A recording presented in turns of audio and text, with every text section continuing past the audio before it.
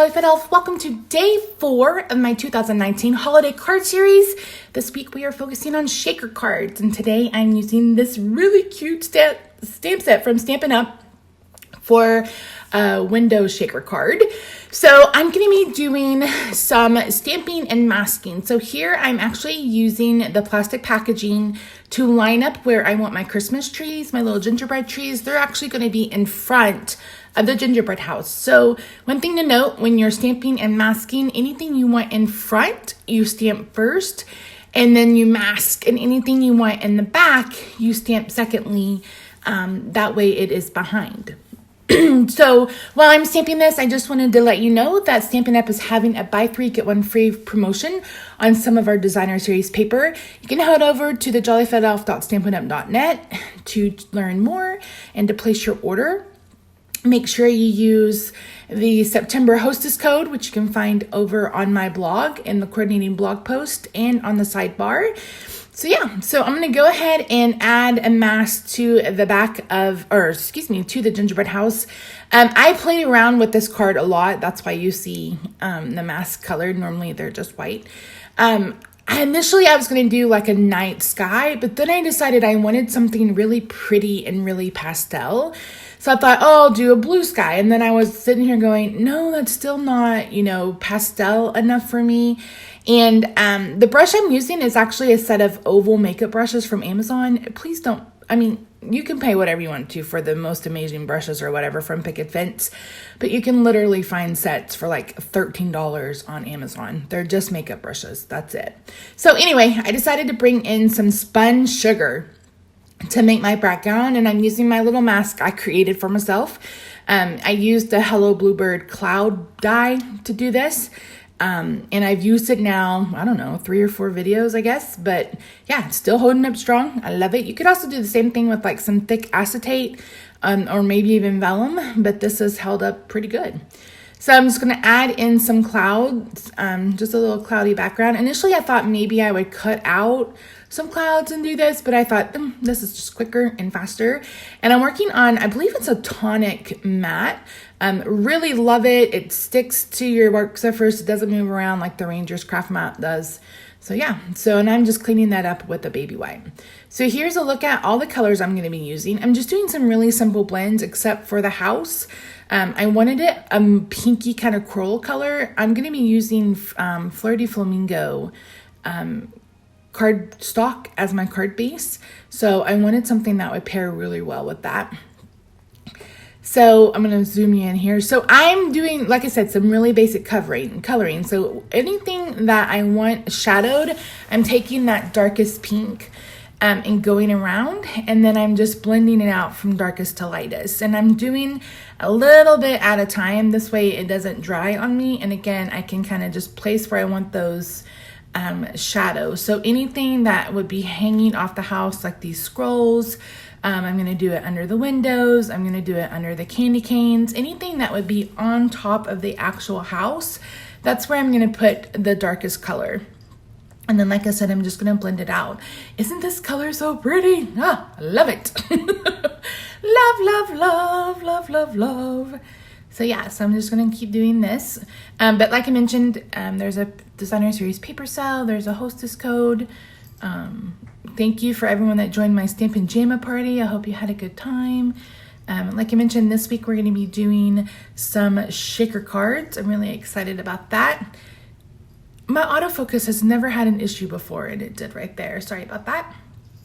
So once I get all of the pink done, I'm going to move on to blue, or brown, I guess. I'm going to go ahead and color the little gingerbread man. And in hindsight, I wish I'd done a different color for his buttons or whatever, but I didn't even realize I'd colored them brown until he was already in the shaker. And I wasn't about to redo it. Thank you very much.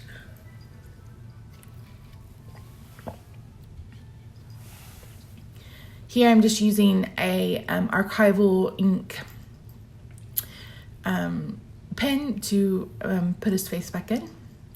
So here I brought in a couple of greens to do the wreath and to do the trees. I've only had a gingerbread house one time. I remember my aunt, I think she won it. and it had Christmas trees on it, but they had used like the waffle cones and just turned them upside down and decorated them. And I thought, that's so cute. I don't have the patience to do a real life Christmas tree. I remember when I taught second grade, I think when I did second grade, we used the milk cartons and some graham crackers and made little gingerbread houses, and they had so much fun. So much fun. So messy, but so much fun. So again, I'm just doing some really simple blending on all of these, just 2 colors. The only one I used 3 colors on was the house. And I like I said, I just really, really love how this card turned out. It's probably, what I may end up doing is coloring this again, and then we have a color scanner. Scan it and print it out and make these to send send out as our Christmas cards, because Rob even really loved it. So I have the Copic chart from the Copic website. I'm gonna have to make something bigger because your girl is getting blind in her old age. So I wanted to bring in a little bit of purple to kind of go with the spun sugar, but also again, I'm trying to keep this really nice and really pastel. So just adding in, I think I used V09 and V12 for this, and then brought in a little bit of V04, sorry about that. So after I have that, I'm just going to color the little candies. You can make this any color you want to do. You could do, traditional reds. You could use your blends. Your blend will work really well for this. If you're going to do your blend, you could use the Highland Heather. You could use Fleur de Flamingo or Calypso Coral. I think both of those would be really pretty. Light Bermuda Bay or Pool Party for the blue. For the green, Granny Apple Green would be really, really pretty. So you could absolutely most definitely use your Stampin' blends for this. And if I had mine, I would. So I'm hoping to place my order. I may have already placed it. I'm actually doing this voiceover on September 1st. So I'm waiting to place another order so I can get a few more products. But yeah. Thanks to everyone who purchased in my D-stash so I could do that. I appreciate it. So here I'm just deciding what color I want to do on the ground, and I decided just to stick with BG11, and then I'll use B000 in a minute for the whites. I know a lot of people like to do the shading on white with gray. I don't. I prefer to use a blue. You guys saw me do that last week in that Santa card. That Happy Holidays card where I, used blue instead of gray to shade. So I'm just going to go through and kind of clean up the white icing and add in this white gel pen.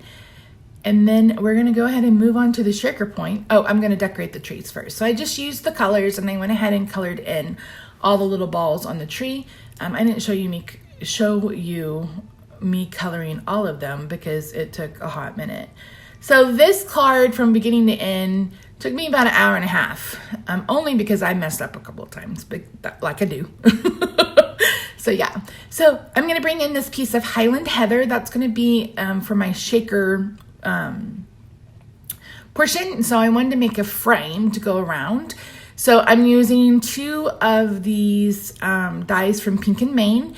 You could also use the ones from Stampin' Up! If you have them, but you just want to skip one in between the 2. And then here I'm just adhering a piece of window sheet for the actual window part. And then I'm going to bring in the foam mounting strips from Stampin' Up! Initially I thought, I don't want to have to cut all of that, what's it called? Scotch adhesive down. So Stampin' Up! Has these adhesive strips, and these are actually cut in half because I sent some last year in a card kit. But all I'm doing is I'm just building a frame all the way around. So I'm going to do a frame in the middle, and then I'm going around the outside as well. That way it adheres evenly to that background. So once you get all of these done, you can just peel off the backing. But first, I'm going to go ahead and add sequin. These are the snowflake sequins that are in the new holiday catalog. If you missed that, that went live last Thursday. So you are welcome to purchase from it. I will have all the supplies linked down below and over in the coordinating blog post. Like I said, that's where you can find the hostess code. If you're unfamiliar with the hostess code, when you purchase using it, I send out a little gift at the end of the month. If your order is going to be $150 or more, don't use the hostess code because you will get your own stamping rewards. And let me tell you, this holiday catalog is so stinking cute, you may spend $150. So for me, it was easier to go to the paper rather than trying to put the paper on the back of the frame. I just thought it would be easier. But you can see here how it'll be even though it's not 100% even on the back. And I'm just adhering this to a piece of Fleur de Flamingo. Look at that, guys. Look at it, so pretty. So I'm going to go ahead and stamp an inside card layer. I'm going to use this Wishing You a Christmas and then the Yummy. And what's great about this little sentiment is it's connected. So, and the words fit exactly in the middle of it. So, and here I was deciding I wanted something else to go on the inside. And I decided on these little candies. I think that's a gumdrop and then a peppermint. So I'm going to stamp these in Memento Tuxedo Black. Any black that is Copic friendly will do. So I'm going to go ahead and color those two little, or your blends, alcohol ink friendly. I'm going to actually color those two little candies with my Copics. So here I'm using that Spun Sugar Distressed Oxide ink to stamp. That's a great thing about the oxides rather than the regular distress inks. The oxides are more opaque. They're more like a pigment ink. So they work really well for stamping, whereas distress inks don't stamp very well. So like I said, just easy blends. I'm going to adhere this to the inside with some snail. But first I had to add a little glitter. You're going to see me add shimmer to almost every card. It's Christmas, right? Every card's going to either have shimmer or it's going to have this Nouveau pen or the Spectrum Noir pen or Wink and Stella or something. So here I'm using this. I really wanted purple glitter paper and I didn't have a good color match. So I'm using this shimmer pen and then I'm gonna get it going again and then look at that.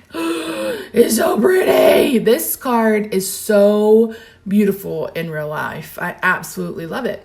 So that's it, guys. Thank you so much for joining me today. Like I said, I'm gonna have more shaker cards for you this week and make sure you check out that sale. All links are down below. I'll see you Wednesday for another card. Bye for now.